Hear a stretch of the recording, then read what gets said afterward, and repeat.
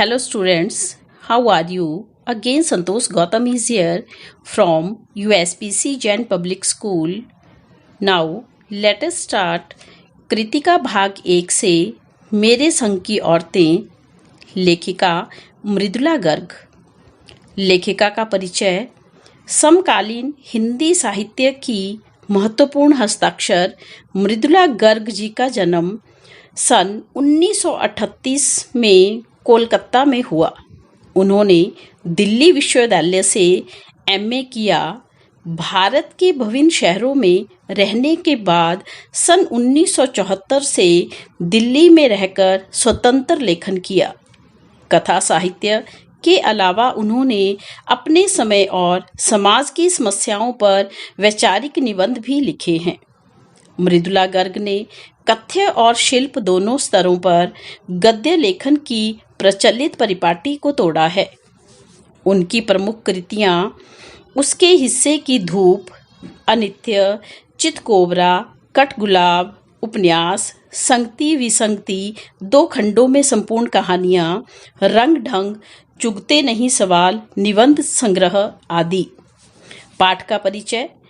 मेरे संग की औरतें मृदुला गर्ग द्वारा लिखित बहुत सुंदर रचना है।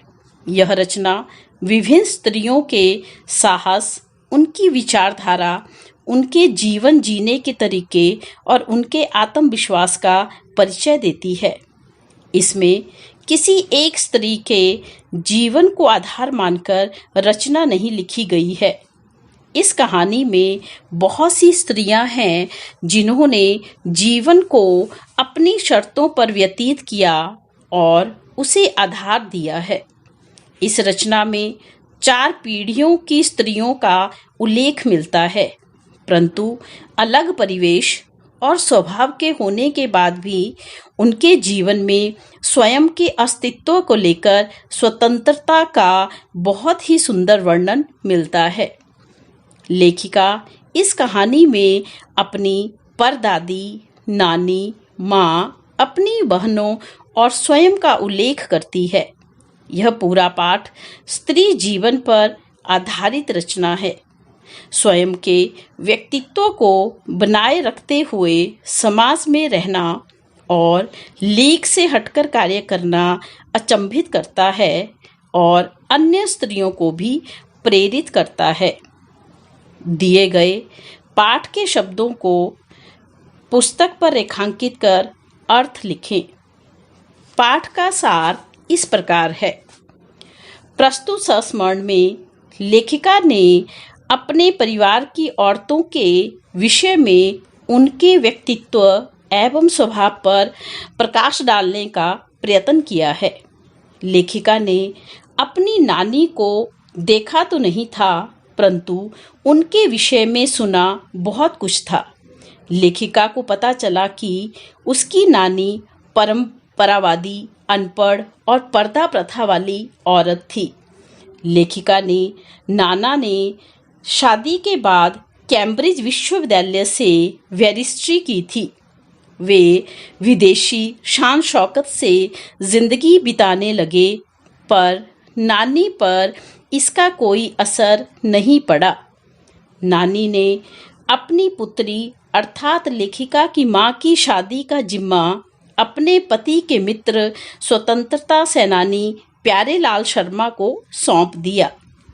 वह अपनी बेटी की शादी किसी साहब से न करवाकर आज़ादी के सिपाही से करवाना चाहती थी। उनके मन में आज़ादी की भावना कूट कूट कर भरी थी। लेखिका की मां की शादी एक स्वतंत्रता सेनानी के साथ हुई थी।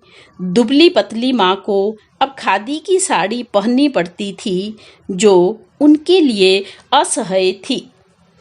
पिता तो खाली हाथ थे, परंतु मां की ईमानदारी, सुंदरता, नज़ाकत और निष्पक्षता आदि के भावों से सभी लोग प्रभावित थे। लेखिका ने अपनी मां को कभी भारतीय मां जैसा नहीं पाया। वह घर परिवार और बच्चों के खान पान आदि में अधिक रुचि नहीं लेती थी। उन्हें पुस्तकें पढ़ना और संगीत सुनने का शौक था। उनमें 2 गुण विशेष रूप से मौजूद थे। एक, कभी झूठ न बोलना और दूसरा, वे एक की गोपनीय बात को दूसरों पर जाहिर नहीं होने देती थी। इनके कारण माँ को घर में आदर तथा बाहर वालों से दोस्ती मिली थी। लेखिका की परदादी को लीक से हटकर चलने का शौक था। उन्होंने मंदिर जाकर मन्नत मांगी कि उनकी पतोहू का पहला बच्चा लड़की हो। उनके इस ऐलान को सुनकर लोगों के मुख खुले के खुले रह गए। गांव वालों को इस बात का अनुभव था कि उनके तार सीधे ऊपर वाले से जुड़े हैं। भगवान ने उनके घर में पूरी 5 कन्याएं भेज दी। एक बार की घटना है, जब घर के सभी लोग घर से बाहर एक बारात में गए हुए थे। लेखिका की परदादी शोर से बचने के लिए दूसरे कमरे में जाकर सो गई। तभी चोर सेंध लगाकर उसी कमरे में घुस आया। परदादी की नींद खुल गई। उन्होंने चोर से 1 लोटा पानी लाने के लिए कहा। बुढ़िया के हट के आगे चोर को झुकना पड़ा और वह कुएं से पानी लेकर आया। परदादी ने पानी पिया और आधा लोटा चोर को भी पिला दिया। फिर कहा कि अब हम माँ बेटे हुए, अब तू चाहे चोरी कर या खेती कर। चोर चोरी छोड़कर खेती करने लगा। सन 1947 में भारत स्वतंत्र हुआ। तब लेखिका को टाइफाइड हो गया था, इसलिए वह स्वतंत्रता दिवस समारोह में शामिल ना हो सकी। लेखिका की चारों बहनें इस बात को लेकर कभी हीन भावना का शिकार नहीं हुई कि वे लड़की हैं। पहली लड़की जिसके लिए परदादी ने मन्नत मांगी थी, वह लेखिका की बड़ी बहन मंजुला भक्त थी। उसका घर का नाम रानी था। दूसरे नंबर पर लेखिका थी। उसके घर का नाम उमा था। लेखिका से छोटी बहन का घर का नाम गौरी और बाहर का नाम चित्रा। उससे छोटी रेणु और अचला थी। 5 बहनों के बाद एक भाई हुआ, राजीव। लेखिका का भाई राजीव हिंदी में और अचला अंग्रेजी में लिखने लगी। रेणु का स्वभाव विचित्र था। वह स्कूल से वापसी के समय गाड़ी में बैठने से इनकार कर देती। उसका विचार सामंतवादी व्यवस्था के खिलाफ था। पैदल चलकर भी पसीने से तर होकर वह घर आती थी। वह बीए पास करना भी उचित नहीं मानती थी। एक बार उसने बचपन में जनरल थिमैया को पत्र लिखकर उनका फोटो मंगवा लिया था। लेखिका की तीसरी बहन चित्रा पढ़ने में कम, पढ़ाने में अधिक रुचि लेती थी।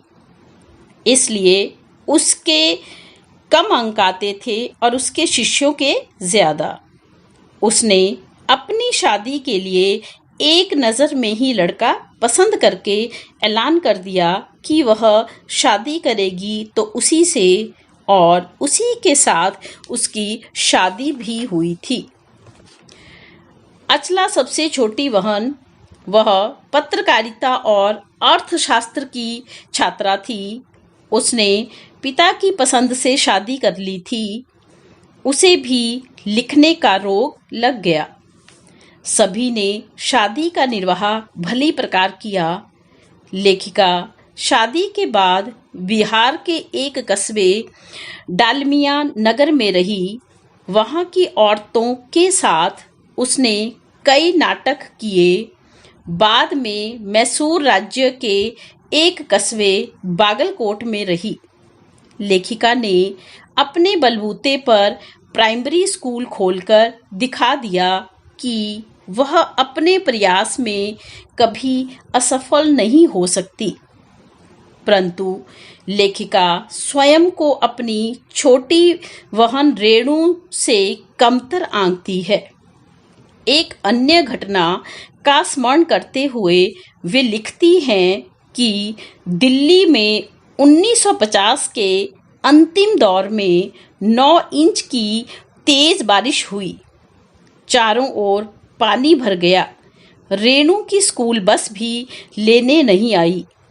सबने उसे स्कूल जाने से मना किया कि स्कूल बंद होगा, परंतु अपनी धुन की पक्की रेणु 2 मील पैदल चलकर स्कूल पहुंची और स्कूल बंद होने के कारण वापस लौट आई।